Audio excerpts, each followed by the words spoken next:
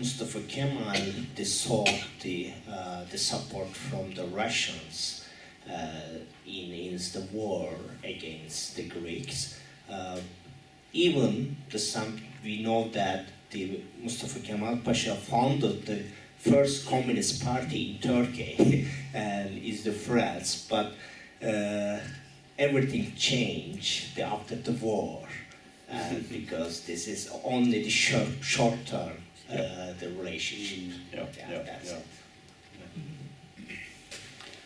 I think that's all for tonight. Thank you very much. We've been running out of time and we have some Turkish delicacies, so you can have them, but you can discuss with the speakers, obviously. We give them a round of applause, please. Thank you.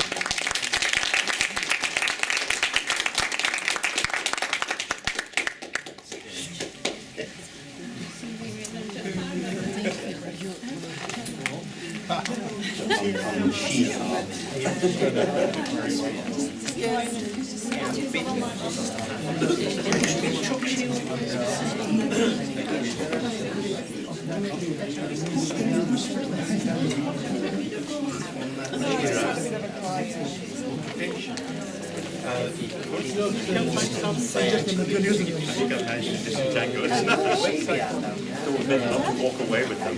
I want to delete.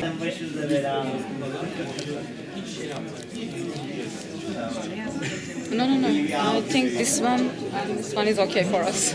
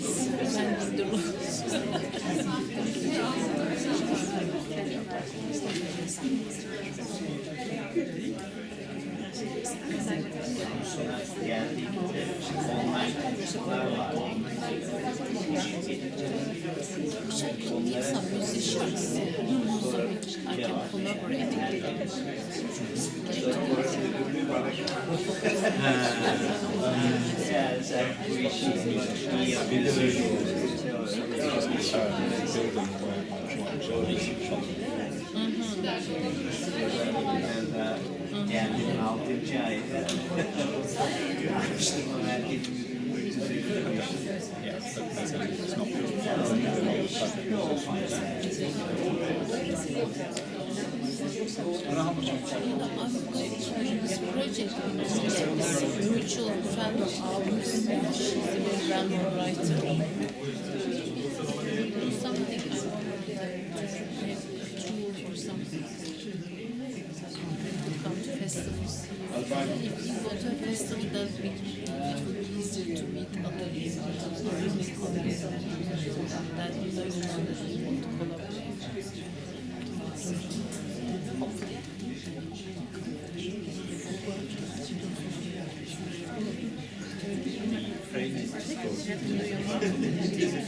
Yeah. So maybe this should be yaz.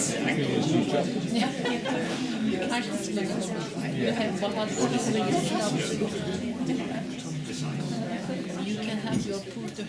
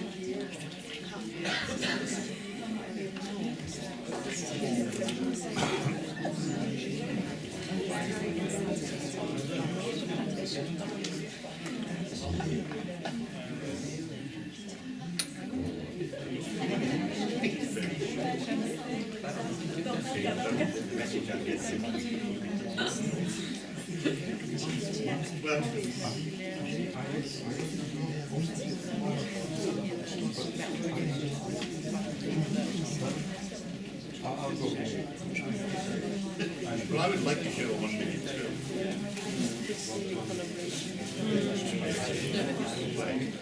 Yeah.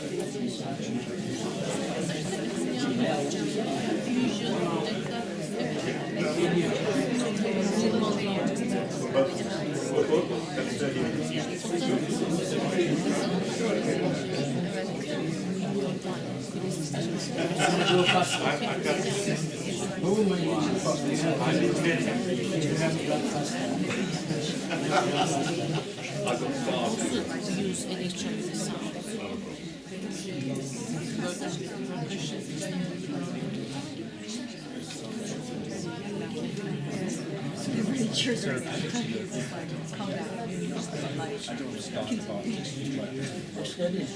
Ben şey yapıyorum.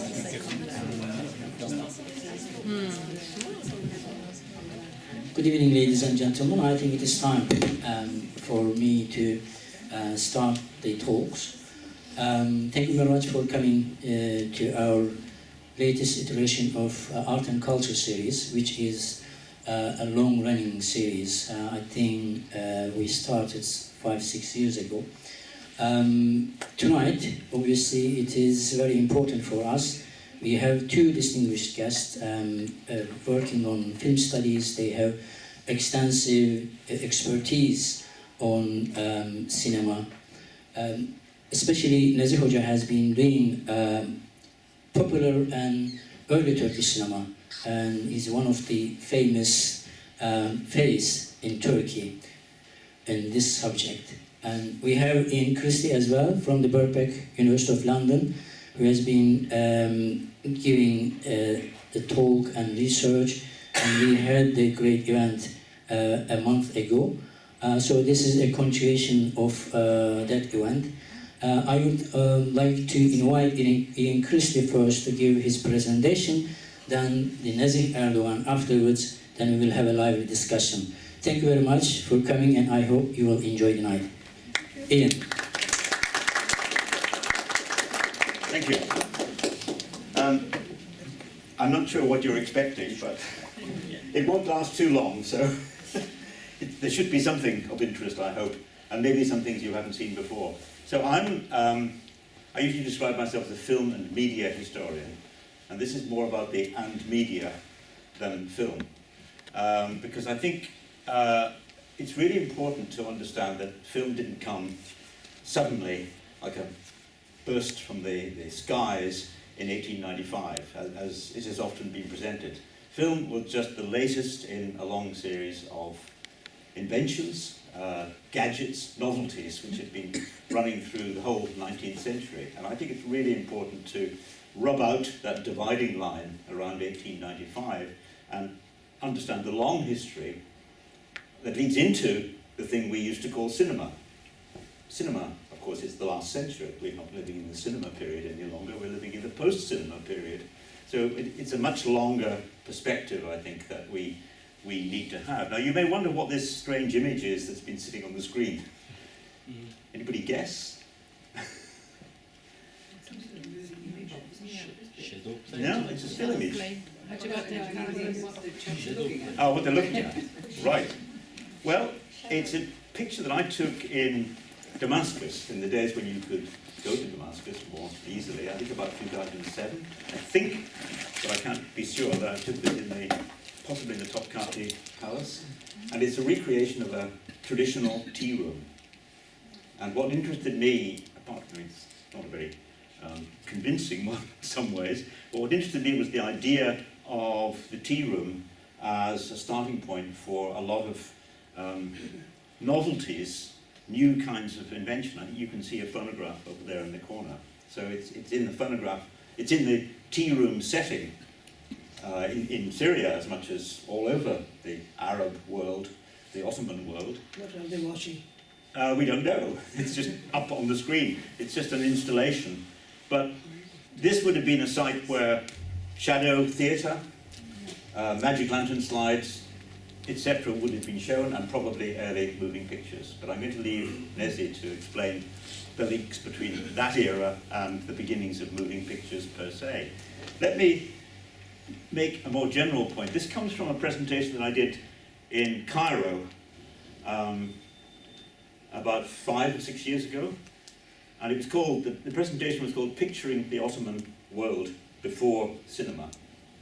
And the point I was really making here was that there's a huge history of, in this case my examples are Egyptian, of the fascination of images of this world for essentially Western audiences, for Northern European and American audiences.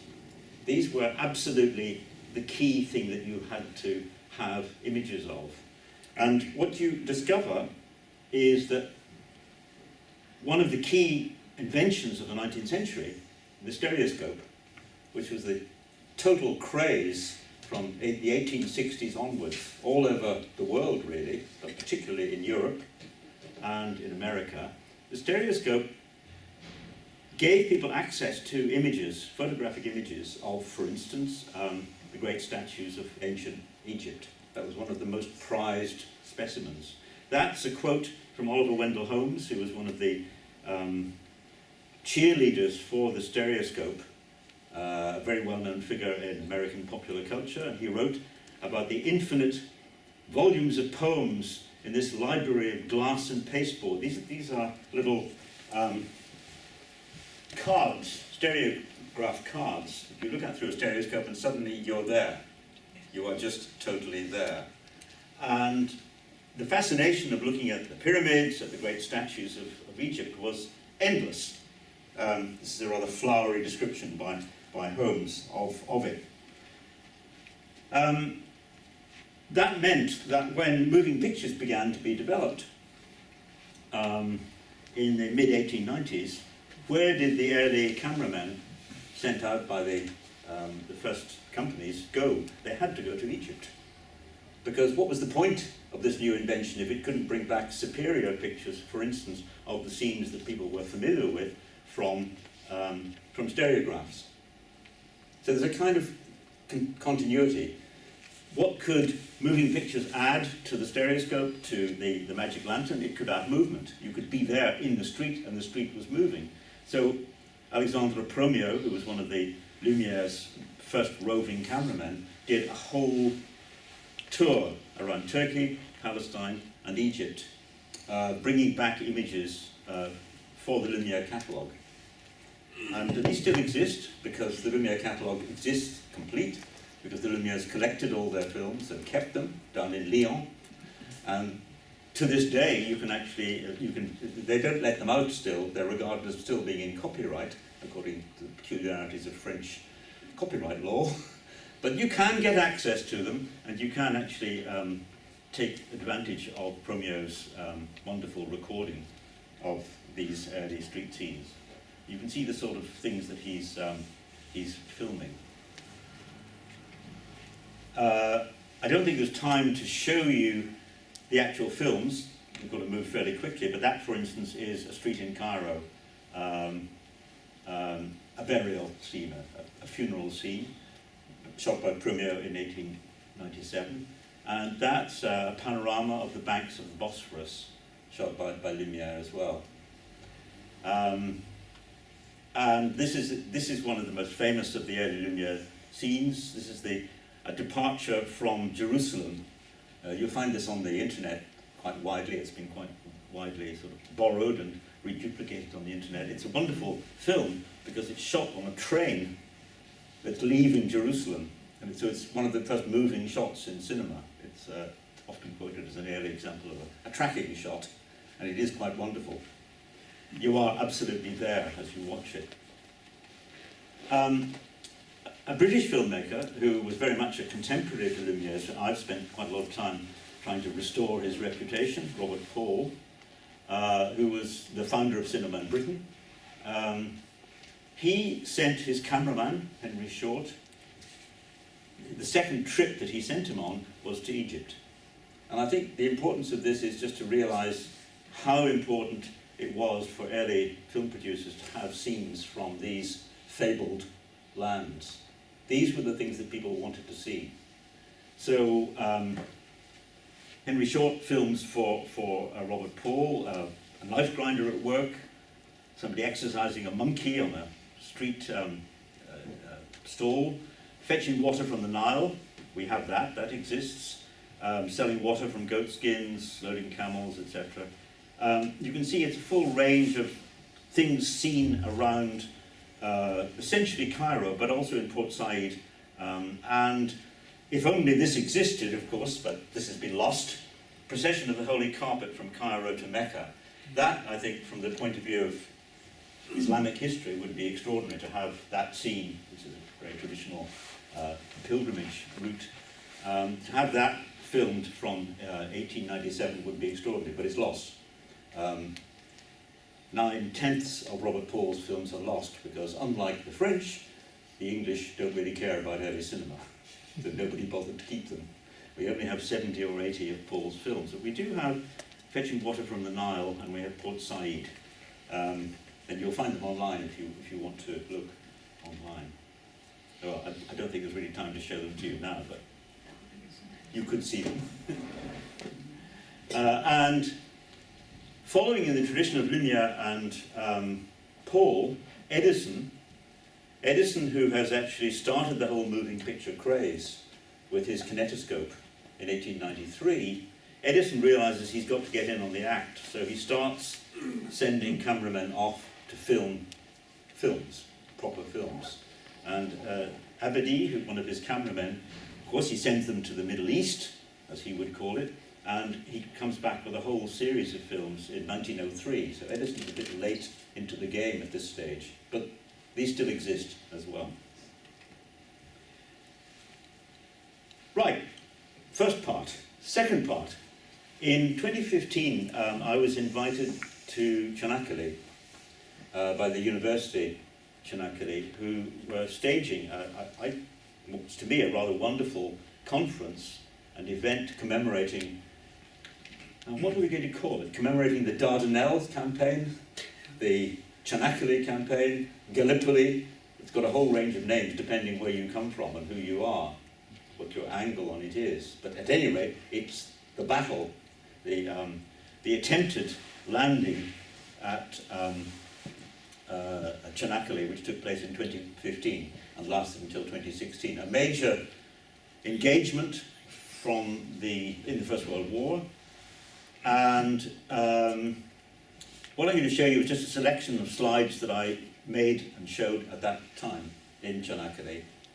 What I was invited to do was to really bring evidence of how this engagement had remained in the history of Britain, certainly, and of the British Empire. And I think that might be relevant to what Nezih is going to be talking about, what followed the occupation period after the end of the First World War. So those are just some examples of the way that an earlier engagement, an earlier war, is still commemorated all over Britain and indeed all over France. And that's the Crimean War, as we know it. The Crimean War has left its traces in street names. There are innumerable street names all over Britain, named after battles such as Balaclava, the Alma, etc., etc. The Pont de l'Alma in Paris, again, commemoration of that battle. So, particularly France and Britain, but also Russia, of course, too, in different ways, still carry the marks, as it were, of the Crimean War. And I'm sure you appreciate this, but just in case anybody doesn't, the charge of the Light Brigade at the Battle of Balaclava is probably one of the most major events in 19th century history for people in Britain. There's a huge war memorial, of course, in Waterloo Place in London, which I'm sure many of you have seen. But more importantly, the charge of the Light Brigade, a famous British defeat, as it were, is commemorated partly, I think, because of Tennyson's poem. Tennyson's poem is one of the classics of 19th century English literature, and it has given rise to a whole series of remediations in different media. Early paintings of it, cigarette cards, postcards, engravings, model soldiers. I don't know whether you're aware of it, but there is a vast network of people who make and collect and exchange model soldiers based on famous periods of warfare, and the Crimean War is one of the most popular, still. connected all over the world, kept alive by this fascination with the trappings, the heraldry of the period. Gallipoli is, of course, a major event, and I think it's a major event certainly in two histories. It's a major event in, I think, Turkish history, and it's a major event in British Empire history, less so in Britain, I would say. Certainly in 2015 there was a kind of ripple of commemoration, partly because I think in British history Gallipoli is seen simply as a defeat. It was a stupid idea of Churchill's. Churchill had the brilliant idea that he could break a deadlock by sending a fleet and an army, and he would scale the heights and open a new front. Didn't work. He met his match, or sadly British troops, generals met their match, but not only British, and indeed not mainly British. It was an engagement where particularly Australian and New Zealand troops were heavily involved.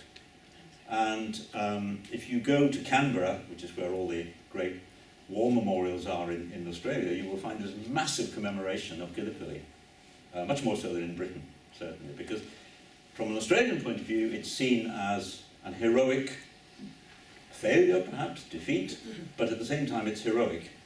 And it's heroic because of the scale of losses and because of the appetite for fighting, which the ANZAC, Australian and New Zealand troops, showed on that occasion.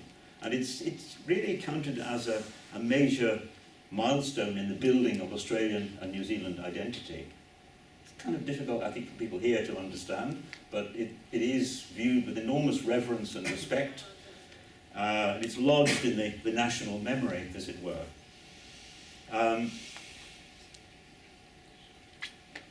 And it was very interesting for me, certainly, I mean, having known about this from an historian's point of view, from a distance, to actually be there, stand there. Of course, as soon as you stand there, you see what the problem was. It's not difficult to understand why it was, in fact, a foolish venture, which had been planned from London, as it were, and then the unfortunate troops and sailors had to execute. And there are many, many photographs from it. That's one of the more kind of heroic photographs. That's actually that's from a suite of photographs that are stored in Wales, because there were a lot of Welsh troops involved. And again, you find there are pockets of particular commemoration in different places where there was heavy engagement by troops from that particular area. And there were, I think, more Welsh troops involved in it perhaps than regular British troops, alongside the Australians and New Zealanders. And that's there's a huge archive of these photographs. That's a rather sort of, again, splendidly posed image of the troops silhouetted against the image of the castle. It very quickly led to commemoration on screen, in film. And this, in fact, was a relatively late entry. This is a film by Anthony Asquith, one of the key figures in early British cinema, called Tell England. And it's a fictional recreation of the Dardanelles campaign, the Gallipoli campaign. You can see it's got the classic landing scenes from this poster. It reflects the fact that there was a tide of popular literature in Britain, all of it lamenting the losses, the scale of sacrifice, of death, destruction, etc. But again, in a typically British way, seen as something heroic. The British do love heroic failures, as I'm sure you know. Most of their famous critical moments are heroic failures. It's a curious feature of Britain. I say that as an Irishman. And this is an interesting example of the immediate commemoration in Australia, because in fact there are two films made in Australia very quickly after the Dardanelles Gallipoli campaign. This is one called A Hero of the Dardanelles, and this is the film being shown at Crystal Palace, interestingly, and you can see some images from it.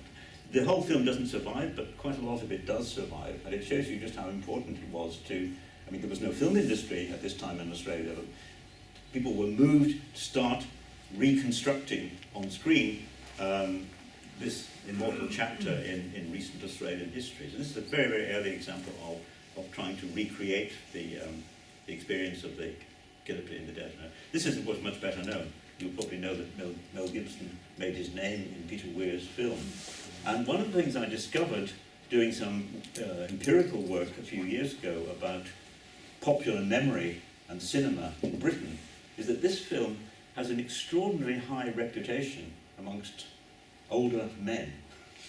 We had a number of people who responded to our inquiries. We did a huge survey, 2,500 people, and we kept coming across people who said, this film meant a lot to me. I watch it often. I bought it on VHS, I bought it on DVD, I keep watching it. Why it should lodge in this way in the British memory through a film made by Australian filmmakers, I don't know, but it did, it has.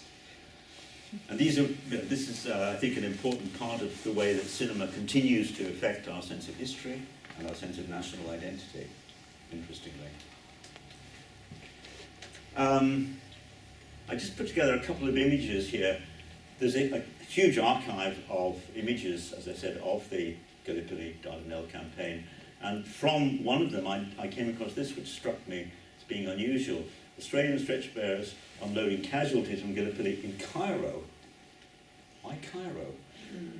Because Cairo was a major British army base at this time, and it would have perhaps seemed logical and more efficient to ship the casualties from the Dardanelles, from Gallipoli, to Cairo for immediate attention. So it gives you a kind of sense of the disposition of the British Empire in military terms in 1915, 1916. Cairo is, a major base. But of course, I'm sure this is a picture that's more familiar, but of course the Gallipoli campaign is important because of Mustafa Kemal, and because this brings him to prominence and is the basis, I guess, of what propels him to the forefront of the new Turkish politics. And I was very struck when I was doing some research. I didn't know very much about early Turkish history, late Ottoman history, but I learned on the job, as it were. And what I discovered was that amongst the interests of Ataturk, as we know him here, Mustafa Kemal, was cinema. And I was very struck by the quite frequent statements that he made about the importance of cinema, and the importance of cinema particularly for the new Republic of Turkey. And I was even more struck when I discovered a film which is, I think, totally unknown here, a film commissioned by Ataturk, I imagine, from an early Soviet filmmaker, from Sergei Yudkevich, who had been one of the avant-garde of the early 1920s, who became a major figure in early Soviet cinema, and he cuts his teeth making a film celebrating the creation of Ankara in 1934. For me, I'm also a historian of early Russian and Soviet cinema, this is extraordinary to discover these things coming round full circle. So that's all I'm going to show you. And I hope that gives you a sense of why it's worth looking at other media apart from film, and why film fits into the pattern of developing media, which goes right back to early photography in the 1840s and 1850s, through stereo, which I think is tremendously important, and then through into the earliest examples of making commemorative films, which build on those traditions that have already been in place for, what, half a century. Thank you.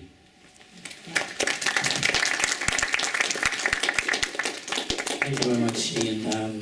This views from the outside of Turkey, so that's very important. And we learned a lot, personally myself. And I will open the discussion afterwards, but I will invite Nezih Erdoğan. So this time, the view from the inside. Thank you.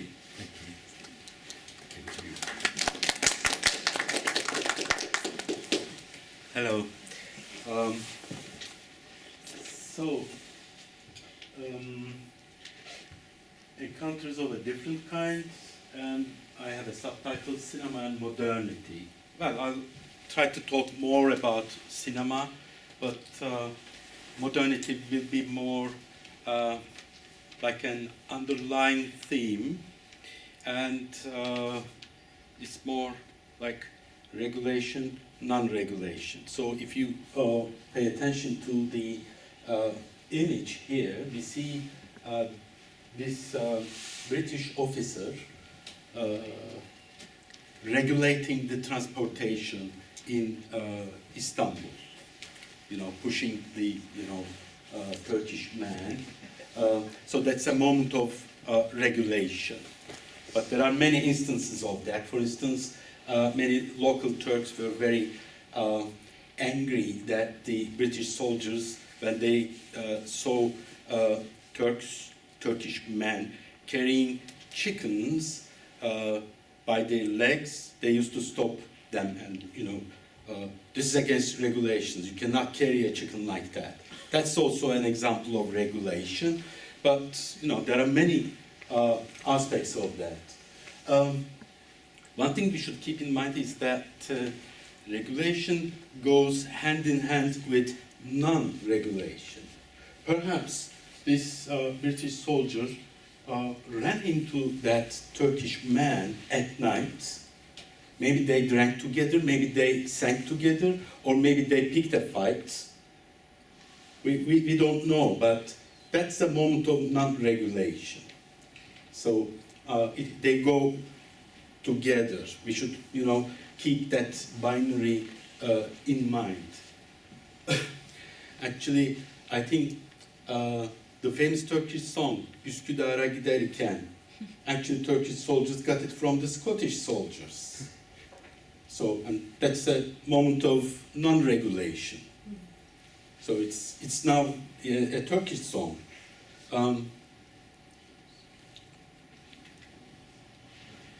Now, just a few facts, but yes, first I think I should tell you that I'm presenting this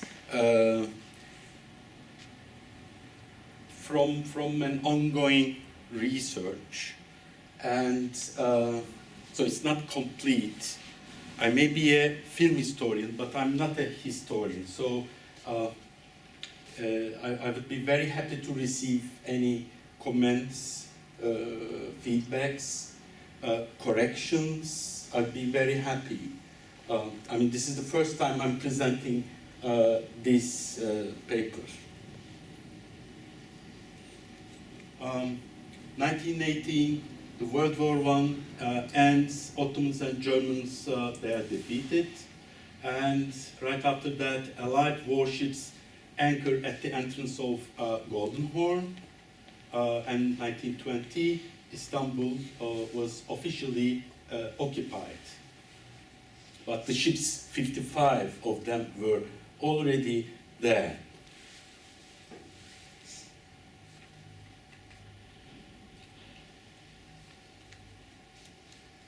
So this is how the whole landing was covered in popular British magazines. It's just an example. And now Istanbul was occupied by the Allied forces, that is to say the British, the French, and the Italians. The British controlled the Pera and Galata districts, as you can see. The French, Istanbul. Istanbul means to the city. It's a very funny name, to the city in Greek. And the Italians, Scutari, Üsküdar, and Kadıköy. Pera and Istanbul, actually, they are, more, they are the busy districts. Pera is where the whole film industry was located. But also, you can find some entertainment venues in Istanbul as well. So this is, we have two views of, panoramic views of Istanbul from 1918. So as you can see, all the strategic points of Istanbul are, indicated in these views.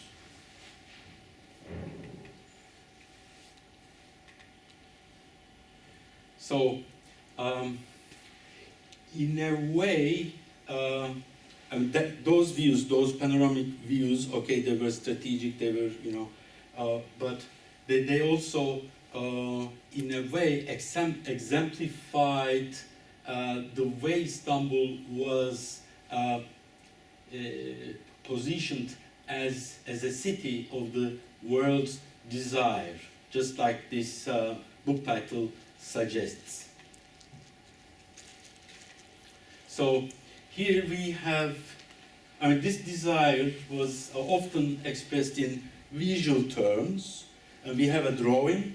This drawing was made by Victor Hugo, a man using a magic lantern, and the title of the work is The Man Who Sees Constantinople. And most probably, so what is he seeing? He's seeing Istanbul, Constantinople, but what's that really? Most probably he is seeing Hagia Sophia, and maybe he's imagining it without the minarets, because, Hagia Sophia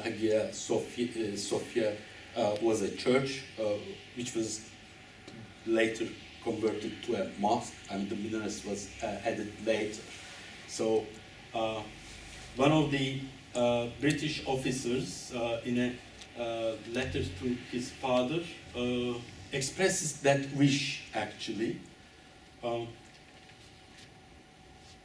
He sees Hagia Sophia, and the sunlight is coming from a different angle.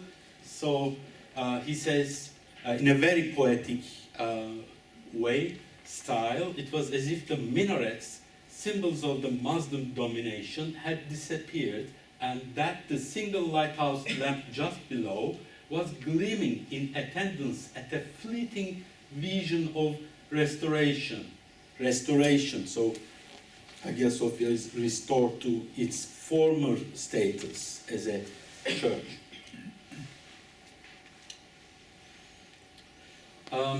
Hollywood, also Istanbul was an object of desire also for Hollywood. Universal City, in an advertisement placed in a magazine in 1920, invites filmmakers to use their studios. So you don't have to go, if you're making a film whose setting is Istanbul, you don't have to go to Istanbul, you just have to go to Universal City, because you can use their streets. Same applies to Thomas Ince studios. This time, it's not a setup, but paintings. Harold Percival is painting images of Istanbul, so that you can use as a background.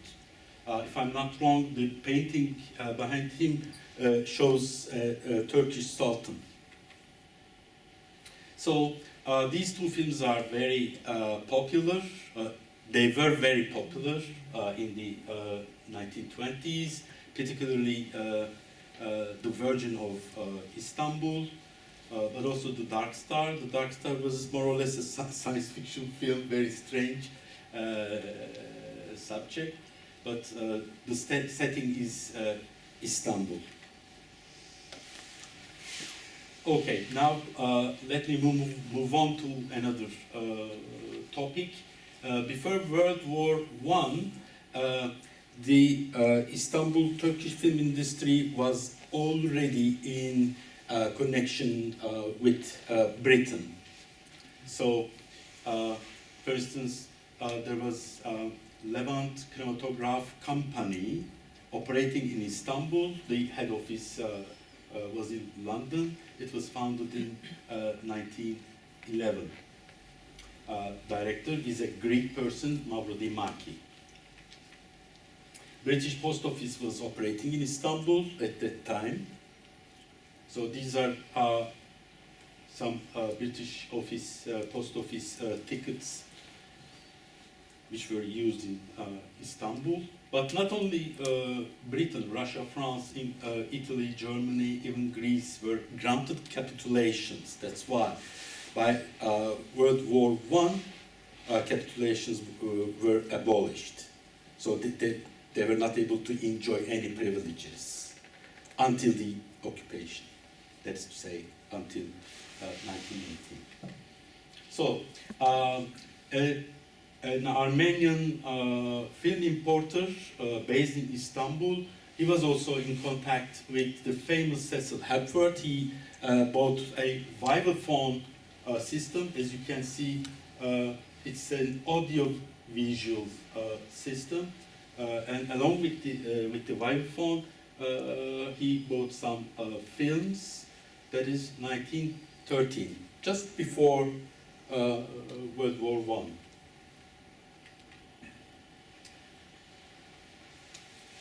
During the war,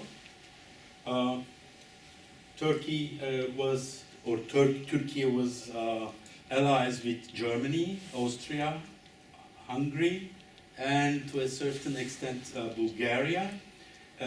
So mostly they were showing their films, and their films were being advertised in Turkish newspapers.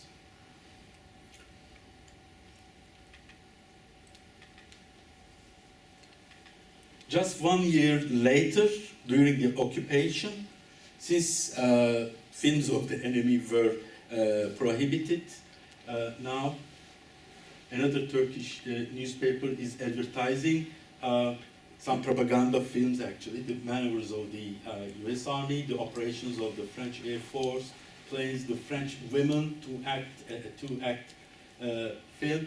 So you can see that something is changing.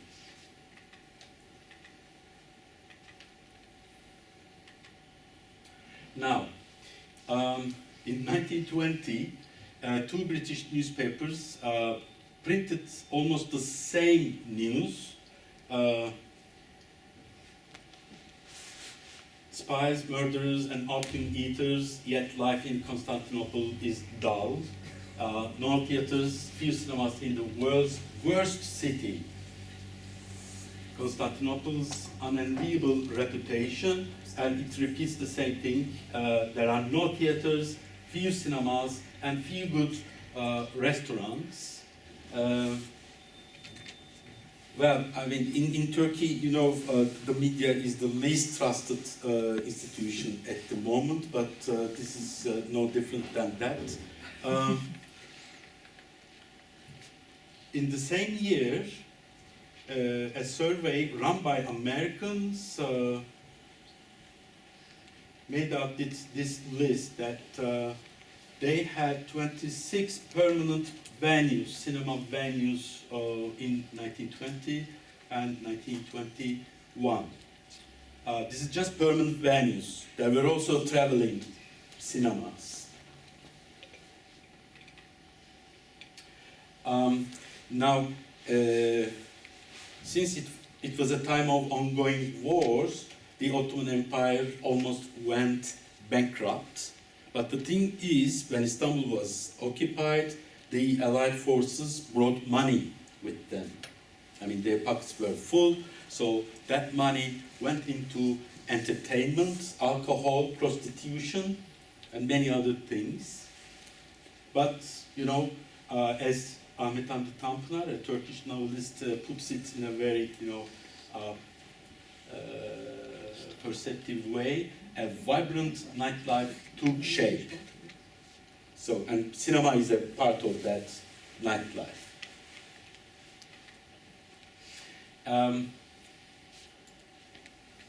Secretary to the British High Commission, Captain Courthope Munro, he prepared a report in 1919. It was presented to the Parliament in 1920. Trade and economic conditions of Turkey. So between perfumery and furniture and chocolate, he devoted a section, a small section, to cinematograph. and he, he wrote up his observations. Let me go through them very quickly. Modern dramas with smart setting are by far the most popular form of film. Italian productions and pate are well known. British films are quite unknown, but at the present moment would undoubtedly be very well received. Titles should be in French because the language of Pera is actually French.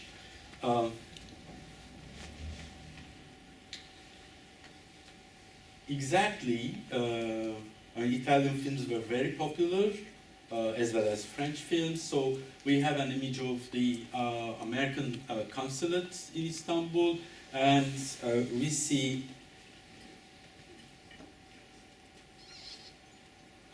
some posters on the left-hand side. Pina Menicelli, Liam Mara, and also Pina Menicelli. Her film, The Story of Woman, was advertised in a British newspaper, which was published in Istanbul, Orient News. Now, as cinema manager, Hill Webster, he used to manage a theater in Halifax.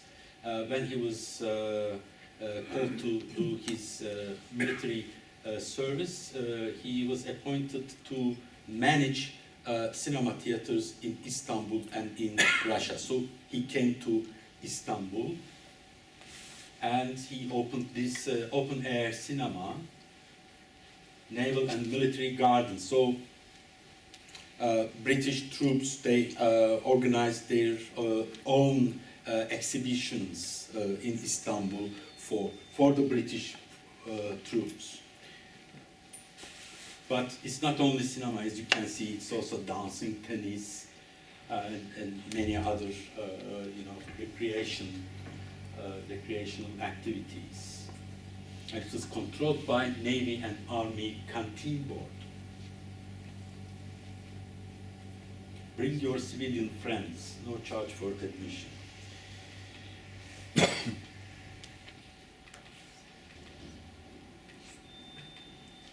So, this is a bit puzzling poster. It may be a mock poster, if I may put it that way.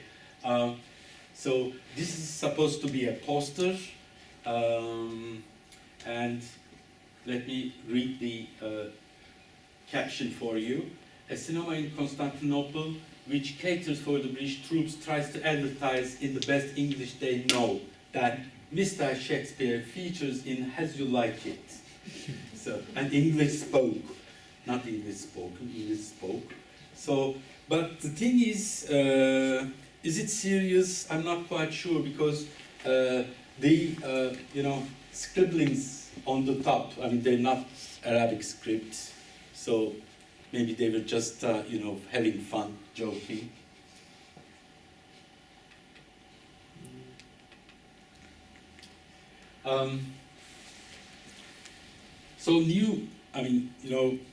The money poured in the city enabled film exhibitors, cinema managers to open new cinemas. Cinema Etoile was one of them.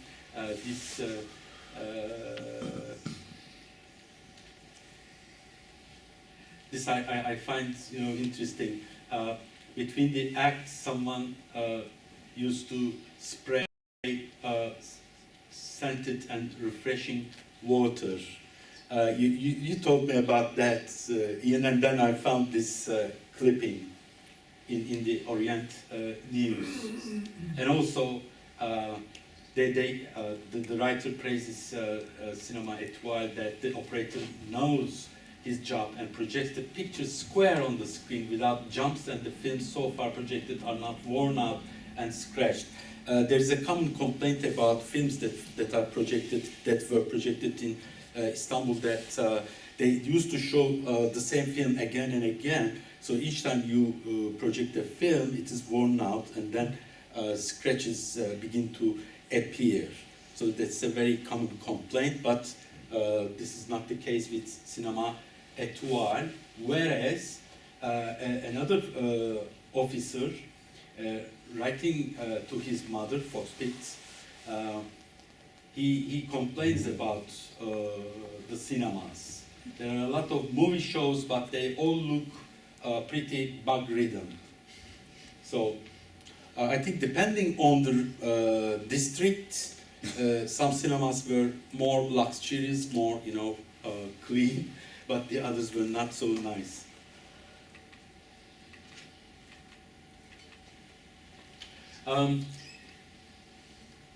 Now, I want to refer to a very interesting book, Constantinople Today, or the Pathfinder Survey of Constantinople, which was printed in 1922. You can find it on the internet, maybe Library of Congress. It's a very interesting study of Istanbul. Also, the writers, they are generally happy with the lighting and heating in the cinema venues, but they complain about ventilation. And although the cinema industry is improving every year, the most crying needs at present are enforcement of existing laws concerning fire control. Therefore, there are laws controlling, fire precautions, but someone needs to enforce them. A board of censors to eliminate immoral scenes from films. This is also a general, a very wide complaint. Also, the Sheikhul Islam of the time complains about this. Sheikhul Islam is the religious head of Islam. And the building of better constructed theaters.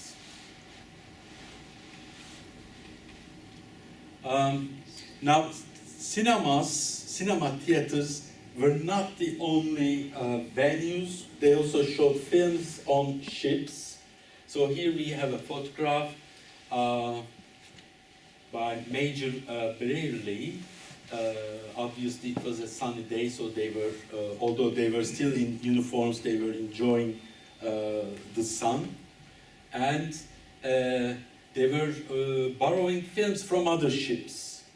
For instance, he's writing to his mother at Thornhill in 1918 that they went to this French ship to borrow some French films. Although there was a language problem, I mean, the film was intertitled in French. They couldn't understand, so someone was trying to translate, but then, it was late, I guess. I mean, but they were having fun anyway. But it didn't matter much as the films were excruciatingly funny. They were dramas, you see, and they were so absurdly impossible as to be funny. Live music accompanying projection. Now this quote is from a French novel by Paul Harigot. I think Paul Harigot came to Istanbul during the occupation, and he worked as a high school teacher, most probably at Galatasaray, Mektebi Sultani, and he fell in love with a Russian girl, and sometimes he went to the movies, but he was not very much into the film, but he was happy to listen to the orchestra because they were good. They were good because mostly they were white Russians who just fled from the Bolshevik Revolution. They were very good.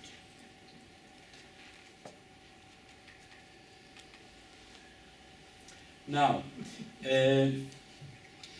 Monsignor Barry Doyle, should I say reverend or pastor, he gave a sermon about cinema in Istanbul. Now, the title is misleading actually, because I mean, cinema is a source of evil.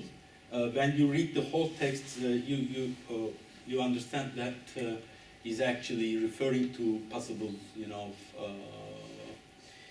problems, troubles that cinema might bring, but I mean, mostly boils down to man being turned into angels or demons by the senses, and since cinema uses the senses, you know, it can be dangerous. Cinema as an agent to the senses can be of untold good or of unspeakable evil. Now, the ironic thing is that just 1 year later, the British Debating Society in Istanbul, they discussed this matter. And so, Mrs. Blake, she announced the topic as that the present development of the cinematograph is productive of evil rather than good. But I think we should not take this too seriously because, you know, debating societies debate things just to debate for the sake of debate. But cinema, you know, good or evil, it's in the air.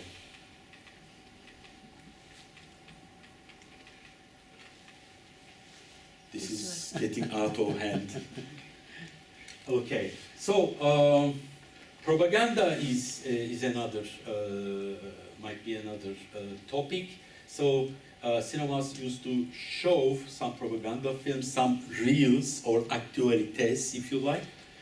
For instance, this one announces the Smashing the Hindenburg Line, a genuine film projected for the first time in Constantinople, and then the newspaper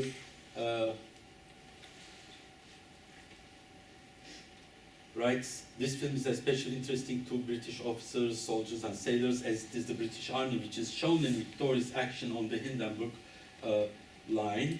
But the thing is, these films always shown, are shown along with feature films.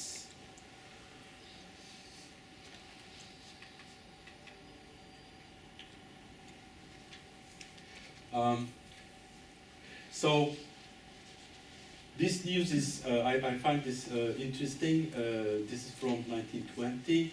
Kemal enlists the kinema. When you read it, you understand that the British press was worried that Mustafa Kemal might take sides with the Bolsheviks and show films propagating communism to the Turkish peasantry.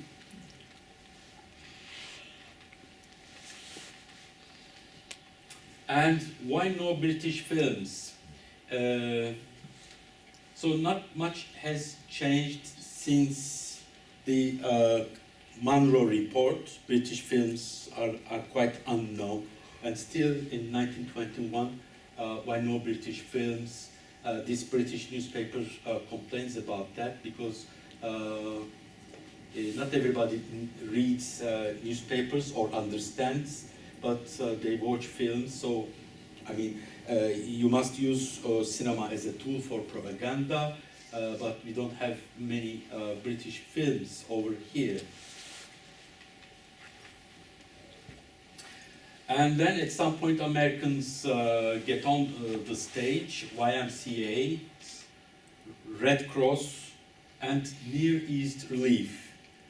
These companies or organizations, they show films in their buildings. I didn't hear what you said. I'm getting some support from the audience.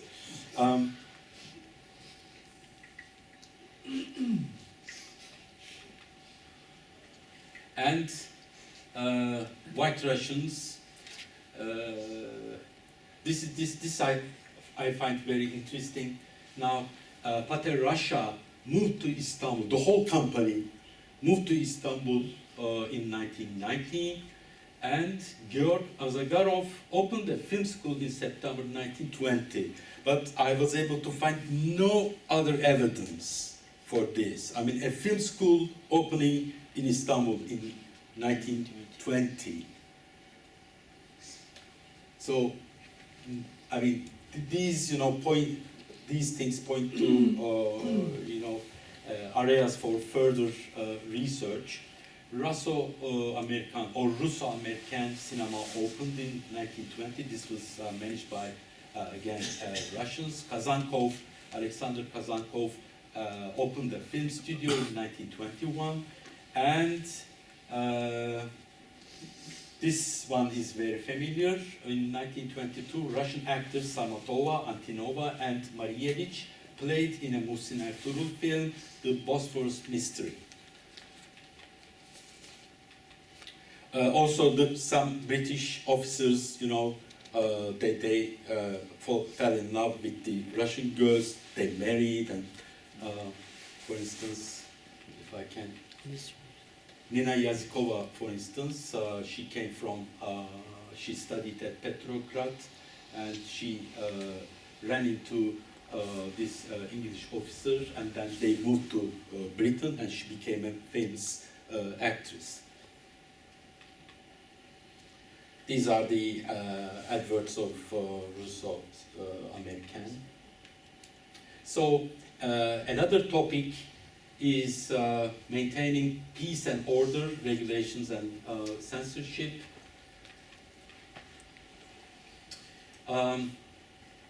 So Darül Aceze, can I say, the house of the poor, they asked for some help, and some tax on films might help them.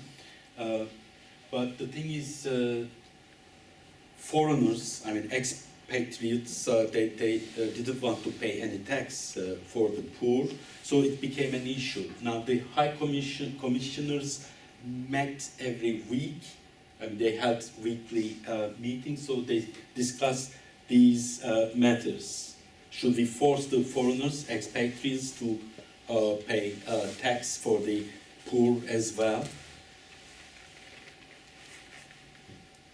And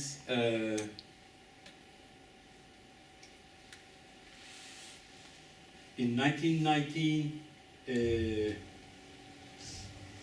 Henry Wilson, the High Commissioner, he published a proclamation that all the restaurants, cinemas and theaters should be closed by the midnight. But they have a convincing reason, justification for that. They didn't have enough coal to heat the city or to produce electricity.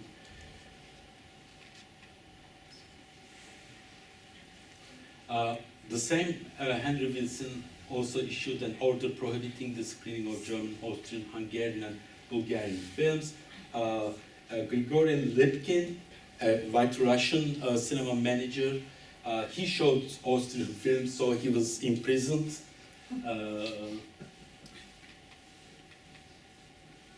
And the newspaper Orient News, they object to this closure decision of the High Commissioners, because the explanation goes like, there are no doubt acting perfectly wisely in rationing our electricity, but there seems to be no reason why they should ration our amusements or refreshments. So the Orient News was published by the British troops. So I find it very interesting that they were not always on the same page. And Muslims, at certain times, like Bayram's holidays, they were privileged. They were allowed to keep their places, venues open until the morning. But the thing is, this is funny. The Allied police have the right to call on any proprietor of a club, cafe, or place of any amusement, etc., to declare his religion. So you must prove that you are a Muslim to be able to keep your place open. So Mürebbiye is a film which was forbidden by the French High Commissioner because the film shows a snobbish Turkish family hiring a French woman as a tutoress or a governess, but then, you know, she sleeps with the, you know, husband, and, you know, so the film was banned. Another film was banned because Muhsin Ertuğrul made this film, The Mystery of Bosphorus, which was adapted from a novel by Yakup Kadri, the Nur Baba, and the film tells the story of a Bektashi sheikh who uses his lodge as a sex trap. The thing is, while they were filming, Muhsin Ertuğrul and his crew were filming outdoors, they were attacked by the Bektashi disciples.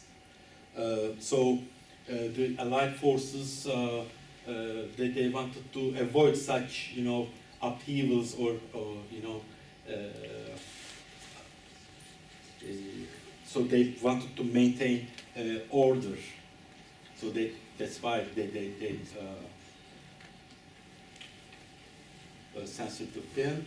And another thing, in 1919, a US film, Auction of Souls, this film addressed the Armenian issue and portrayed the Turks or, you know, Ottomans in a negative way. Again, in order to avoid wounding Muslim sensitivities, the screening of this film was also banned. What I find puzzling is, at this point I may need your help, in 1921, the newspaper, popular newspaper, İktam, printed this ad of a film showing the İnönü victory. So, I mean, İnönü, I mean, this was a battle fought against the Greeks, and I mean, I just cannot figure out why the Allied forces did not ban the film, or at least censored the newspaper. I mean, this was circulated all around Istanbul, and the same, the recent military operations in Anatolia by His Excellency Major General Mustafa Kemal. They were able to publish this, and they were able to show the film. So Allied forces were not always so fierce, you know. That I find very puzzling.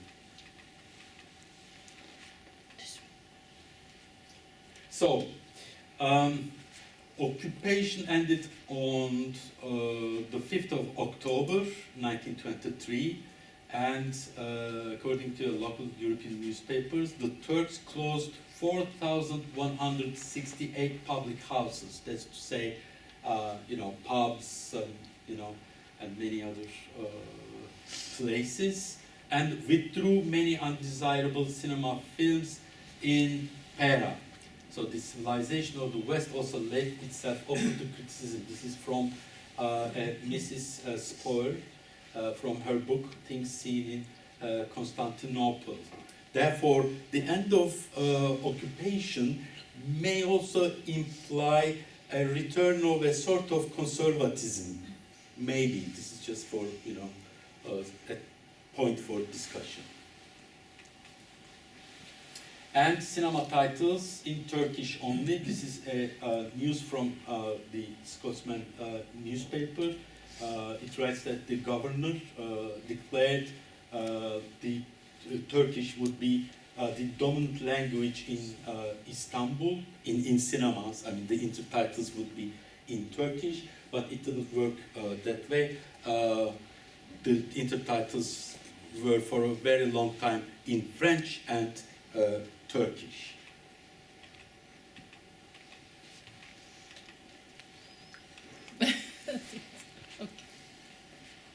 So, so this is also very interesting. Now, I mean, after the occupation, the Republic, the Turkish Republic was established, and we observe a sort of nationalism, you know, gaining dominance. So even the names of the cinema venues were changed. For instance, this cinema, Milli Cinema, I mean national cinema, which puts emphasis on nationalism, but they have no trouble in showing films, you know. They organized a Rudolph Valentino week, The Miserables, Michel Strogoff, I mean, these are French films, Valentino films, American films, Dick Graffin from Paris, a German film, and also Emil Janning's film. So, yes. And after the occupation, we see the rise of Hollywood and the rise of stardom. There is a transformation in the existing film culture. Hollywood was always there, but now it was very dominant. French and Italian films still popular. German language films make a comeback, German films, Austrian films. And still British films not so popular. I mean, British films never had a strong presence, not as Hollywood or French or Italian films and intertitles in Turkish and French. So thank you for your patience. Thank you.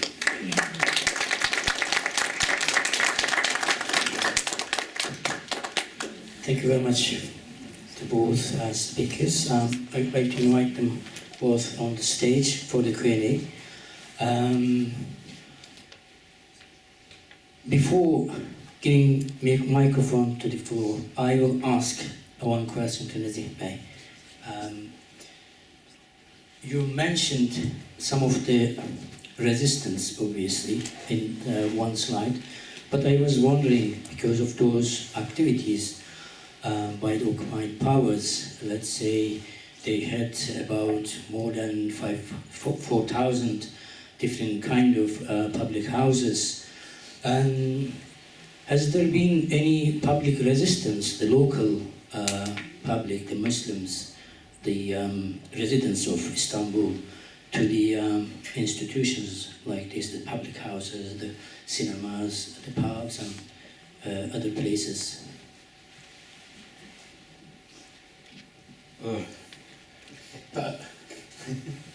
Okay, yeah. So maybe you would like to have the floor.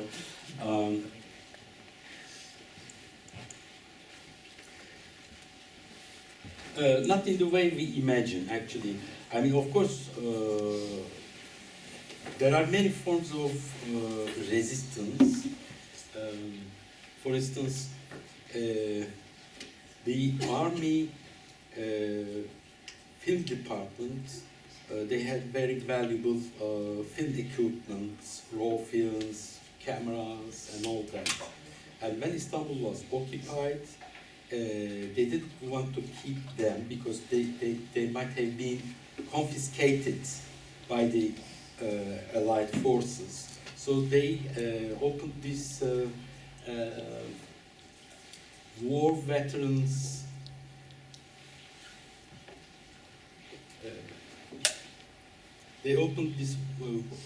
private war veterans society, and they took over all the equipment. So that they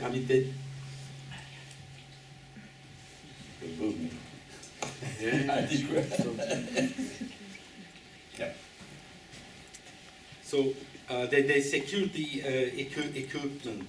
They prevented them from being confiscated. So there are many stories in that regard. Obviously, they didn't have to close all those public houses themselves. I mean, when the British left, when the French, when the Italians left, many of the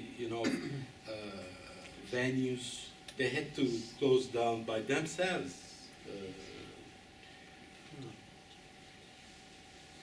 They lost their customers. They lost their customers. And they've lost their supplies, probably, of Yes. Yes. alcoholic beverages. Alcoholic beverages. Yeah. But can I? Well, I'm interested in the extent to which post-occupation,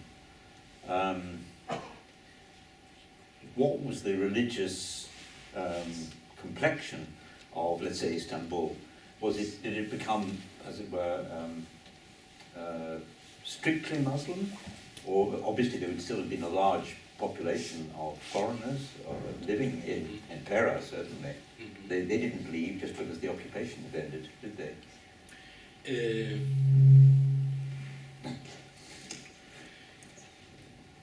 Now, after the Turkish Republic was established, the whole balance of population was changed. Maybe Cumhur might like to, come in at this point.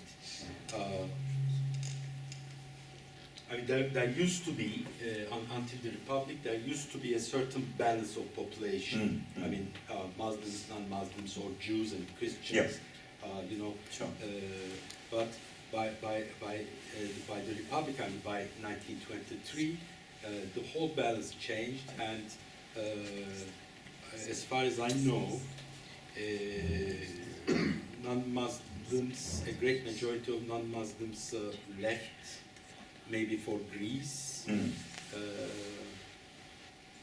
and many expatriates also they had to leave because the capitulations were abolished again. Yeah. So they were no longer privileged. Yeah, sure. Yeah, I can see that. I mean, it's interesting that you mentioned the Russians passing through, of course, after the revolution, because we do know what happened to a lot of the Russians who passed through. They went on to Paris. Yes. And Berlin, actually. Yeah. And the established. Should I? It's okay. Yours is okay. Oh, right, okay. And many of them, having passed through Turkey, established new studios in Paris. And the basis of the French avant-garde film industry, the avant-garde wing of the French film industry in the 1920s is predominantly Russians who have come via Turkey, sometimes through Germany, to Paris. They establish studios, the Albatross studio, and they become some of the leading, one of the films you showed there, Michael Strogoff, that's a film made by emigre Russians with a great Russian star in it. Very few stayed behind. Yeah. There is one Eisenstein, not the one we know. He stayed and he became a very successful manager. He changed his name, Emil Enis something. I mean, it sounds like Eisenstein, but it's now a Turkish name. So he worked as a cinema manager. He was very well known and very respected in those circles. Also, I don't know how to pronounce it properly. Ivan Muzhikin. Muzhikin, yeah. His brother stayed behind, and he brother? worked. Yes, and he worked as for the rest of his life. He worked as a wall painter. Yes, Muzhikin is the star of Michael Strogoff, of course, and many other films, as he had been back in Russia before the revolution. That's interesting. Well, fascinating.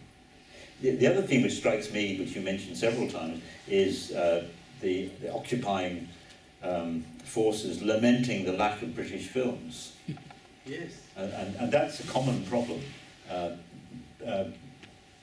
British representatives all over the world are lamenting the lack of British films, and for a very simple reason. There aren't any.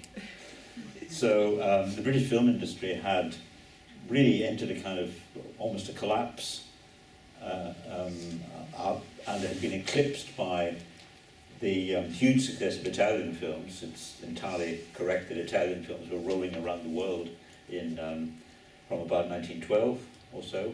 The Italian epics, Last Days of Pompeii, Quo Vadis, and then Cabiria were the biggest films in the world, everywhere. And it was the example given by the Russian super films that actually gave a shot in the arm to the American film industry. D.W. Griffith famously got the idea to make Birth of a Nation in 1914 by noticing that Italian films were big, and he was impressed by Quo Vadis and thought, we could do that. So he went and made Birth of a Nation. And I think that's substantially true. The success of Italian films was enormous and kind of continued into the war, oddly enough. Because Italy entered the war slightly later, opportunistically, to try to be on the winning side. And the Italian film industry was doing really rather well until 1915, everywhere, Yes. pretty much. And French films, I mean, they were very popular in Istanbul because, Yeah. particularly in Pera, because Pera is a French Yeah. speaking population. Yeah. So, Yeah. But even French films are kind of less popular at that moment when Italian films really peak. It's a relatively short period, but Italian films are hugely popular everywhere. The Italian diva films and the ancient world epics are really setting the standard which others have to try to follow. And it's interesting that it's being reflected here too. Yeah. British films, there aren't any.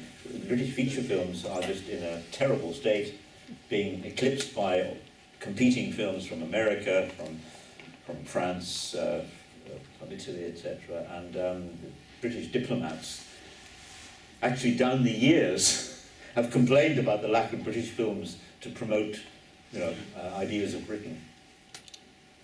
It's a long-standing complaint. I remember when I used to work for the British Film Institute, ambassadors would regularly complain in different countries that there were no good British films to show, so how were they supposed to promote Britain? which year is this? Oh, this is in the 1970s and 80s. And they were complaining about Ken Loach films. I remember the ambassadors in Scandinavia were incensed by the fact that the most popular British films were by Ken Loach, and they were leftist and Republican. That's why. And they certainly didn't want to show these, but that's what people wanted to see. I remember bitter complaints about that. So, as I was telling you after your earlier talk at Birkbeck, there would have been a British super film in 1919 called The Life Story of David Lloyd George. And I don't know if people know the story. This was being planned as a huge film. It would have been the biggest film made in Britain. Started planning just as the war ended in November 1918 by the Ideal Film Company, which had become quite ambitious during the war. And it seemed they were working with Lloyd George. And the kind of working title of the film was, The Man Who Won the War, because Lloyd George was very popular at this time and was widely regarded as having been responsible for for galvanizing Britain's war effort. When the film was ready, two men appeared with a bag full of money and took it away, and it was never seen again.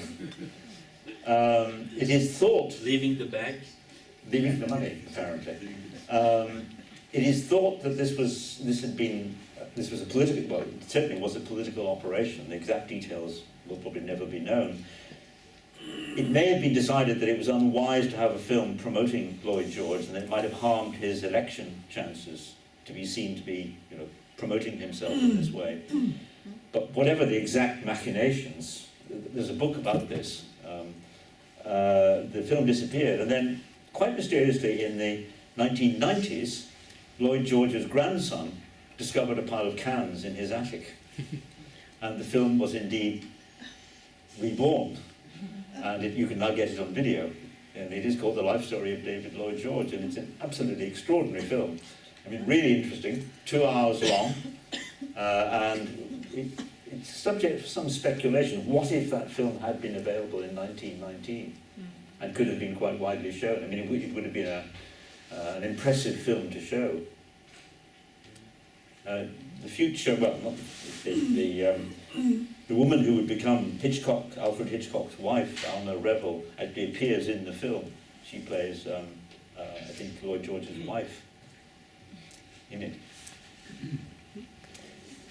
but there was no such film appeared, and so British cinema goes right down and reaches rock bottom in 1926, and then Britain introduces the Quota Act, which eventually revives British production, so that by the mid 1930s there is a British cinema again, thanks to quota legislation, which is copied in many countries around Europe.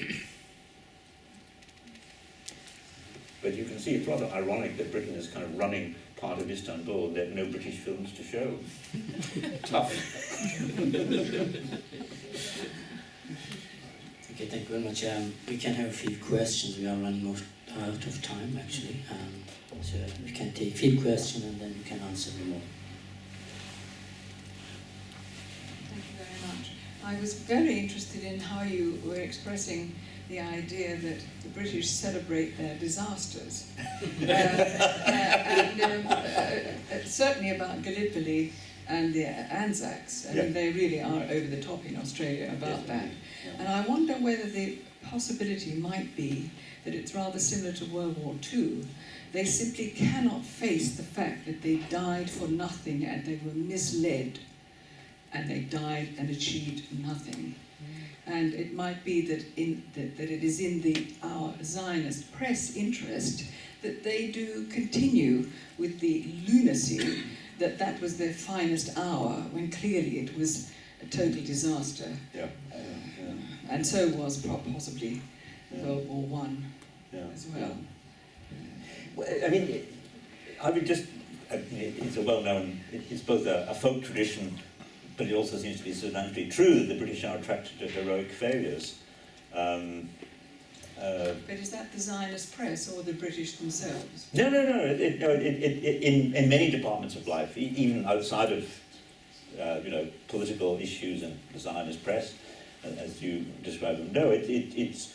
I mean, what other country would have as its major national hero during the teens of the last century, Captain Scott, Captain Scott, his main claim to fame was that he failed to actually be first at the South Pole.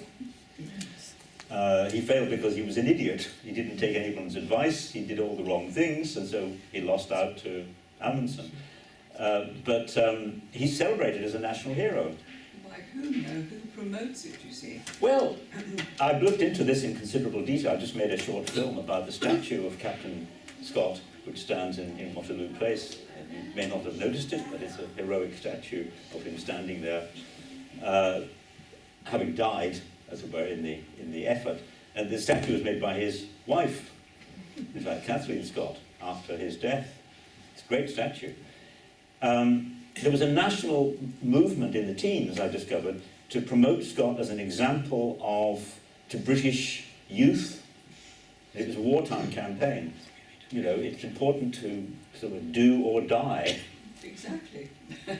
But comes back to dying is okay, as long as you do it heroically. I can't see anything heroic about Scott's death. It seems to be a miserable death, brought about by ineptitude on his part, but he was promoted very vigorously and very successfully as a kind of national hero. And so there's this recurrent sort of tendency in British history, the Charge of the Light Brigade. I mean, why is, one of our greatest poets of the 19th century, why does he celebrate the fact that a large contingent of British cavalry rode straight into the guns, got massacred?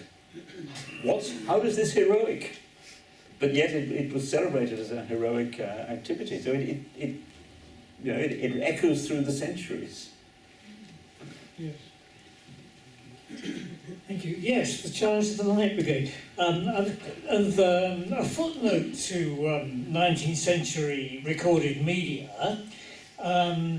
There is a wax cylinder, a phonograph of Tennyson reading There is indeed. his poem. Of course, phonographs are not really suited to cinema. They don't really amplify well. But it's interesting to hear it and hear Tennyson read it. And this line that I learnt by heart, about someone had blundered, and he says, "Someone had blundered." Yes. It's true. Yeah, there is that. Although you showed the vibraphone That's very interesting. The Hepworth device. The Hepworth vibraphone. There were many, many systems for synchronizing sound, picture to music or even speech, mainly music. And the vibraphone, which you showed an ad for there, was created by Cecil Hepworth, and it was very popular. And typical cinema shows from about 1908, 1909, right through into the teens, as you showed, would include a vibraphone number, because that would be the climax of the show. You'd have normal accompaniment of the films with piano or small orchestra or something like that, and then you would reach the moment when you would actually have the synchronized, more or less. Goodness knows what the quality was like. But it was obviously, I mean, that's the interesting thing, that people were very interested in the convergence of these two new media, film and sound recording, which was, of course, a revolution when Edison launched the phonograph, and that was the first media revolution of the 19th century. Very, very popular, 1870, 78, 79. The phonograph is really home media, isn't it? It's not really cinema. Well, no. I mean, I've done a lot of work on the phonograph, and the phonograph was actually, although its range was pitifully small, if you look at the Edison advertisements, which are lavish, what they show is a little phonograph sitting on the table in front of an audience much bigger than this, with a great horn coming out of it. And the sound must have been still very, very limited, but it was very popular. It was just the fact of recorded sound, the fact that this sound had been made earlier somewhere else, and it was being played back to you. People were very struck by the sort of the time shift involved in it, and they did listen to it. I mean, maybe the ads are exaggerating, but yes, it was to some extent a kind of a medium that had an audience. In the early film screenings in Istanbul, they also played phonographs. Yes, exactly. Yes. Before the screening, after the screening. Yeah. Okay. I wonder if you could comment on the changes in cinema in Turkey in the immediate period after 23. So, to what extent was cinema influenced by the occupation and European films, and to what extent did it change as a result of the enormous changes in Turkey?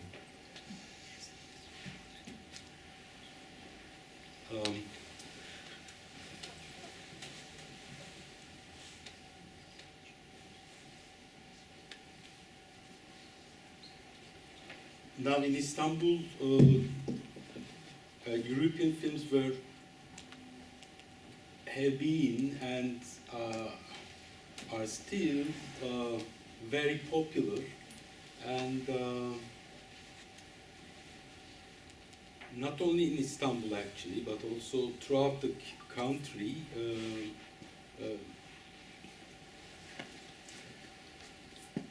The import of, I mean, they were importing films from Europe, particularly from Italy and French, and also, I mean, eventually they began to make films like the French did. They were, acting as a sort of role model, so they were following their example, and. Can I get your second question again? I mean, did I answer your question? As you were talking about the influence of European cinema on Turkish cinema, and particularly then in the aftermath of 23, what happened as a result of the changes in Turkish culture and politics. So, to what extent are they influenced by what preceded them, and to what extent are they influenced by the changes in Turkey? It continued. I mean, Turkey was always, in a way, infatuated with European or Western culture. So, although we observe a rise of nationalism, the 200-year westernization continued even after the establishment of Turkish Republic. So, you know, the intellectuals, artists, I mean, they always turn to Europe. But at some point, perhaps this is after the 30s, America began to weigh in. I mean, Hollywood began to weigh in. So next to France and Italy, now Hollywood, you know, dominated film screens, cinema venues. Which happened everywhere. I mean, Kristen Thompson showed years ago that Hollywood reached the peak of its influence in as early as 1916, and basically Hollywood becomes the dominant force in driving international film distribution and eventually production. Really very early on, taking advantage of the war, because it basically, while all the European nations are locked in war, this offers a fantastic opportunity for the Hollywood studios to develop a global network, which they did. And from that moment onwards, from 1916 onwards, basically, it's the studios and their offshoots in different countries who are controlling the world film trade. And they have done ever since. They've never lost control of it. During the Second World War, they shipped their films to Cairo and from Cairo to Turkey. Yeah. Yeah. So the distribution continued, whereas cannot be said the same thing about the European industries. Yeah, exactly. So it's not surprising, yeah. But I was, can I just pick up on your point? I was interested in that question of, which I came across when I was looking at the very early attitudes to Soviet Russia. There was an anxiety that Mustafa Kemal was kind of getting too close to Russia, was there not? Certainly in the West. I mean, this is a period of maximum paranoia about the Soviet Union. So all over Europe, films by the Russians are being banned right, left and centre. Britain completely banned the battleship Potemkin for 20 years. You couldn't show it publicly. So, and I have come across examples that Mustafa Kemal was considered to be much too close to the Russians, which is why it's interesting that he facilitates Yutkevich coming to make a film in 1934. Yes, but I mean, I now see that as a political maneuver. No. He never had a genuine interest in Bolshevik communism of any No. sort. I mean, I don't know. Would you like to comment on this? Thank you. The Şükrü Hanioğlu, the writer of a very good biography of Mustafa Kemal Pasha, he labeled Mustafa Kemal as the Muslim communist. Yeah, of course, these